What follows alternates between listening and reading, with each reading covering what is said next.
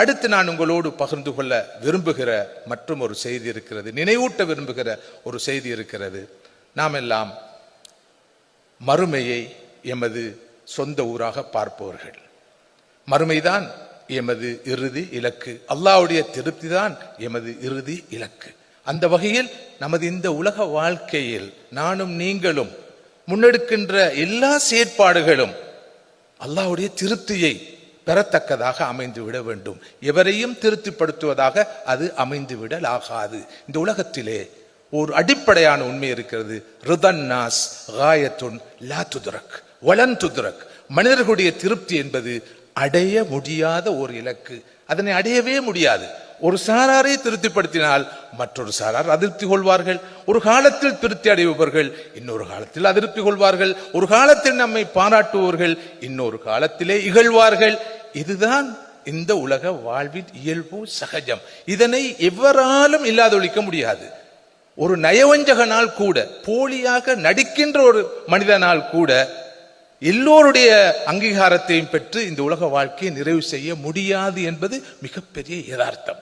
ஆனால் அல்லாஹ்வுடைய திருப்தி என்பது காயத்துன் துத்ரக். அல்லாஹ்வுடைய திருப்தி என்பது அடையக்கூடிய இலக்கு, மிக இலகுவாக அடையக்கூடிய இலக்கு. நமது முன்னோர்கள் அல்லாஹ்வுடைய திருப்தியை இலக்காக கொண்டு செயற்பட்டார்கள், அடைந்தார்கள், போய் சேர்ந்து விட்டார்கள்.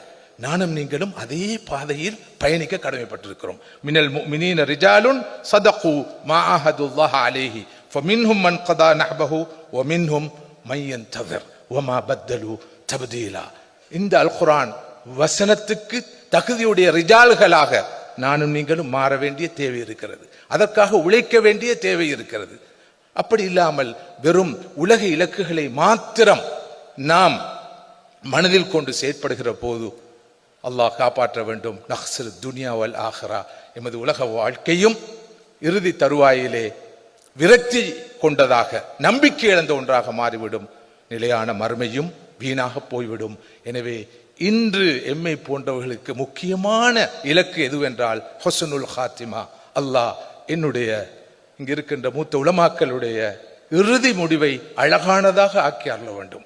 இறுதி முடிவு அழகாக அமைய வேண்டும் என்றால் அதற்கு தொடர்ந்தேர்ச்சியான முயற்சி, உழைப்பு தேவை.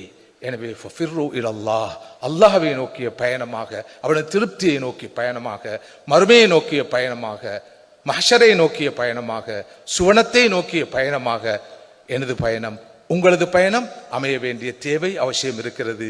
இன்று இந்த நாட்டை பொறுத்தவரையிலும் தேவையாக இருப்பது ஒரு பக்கம் ஒரு பண்பாட்டு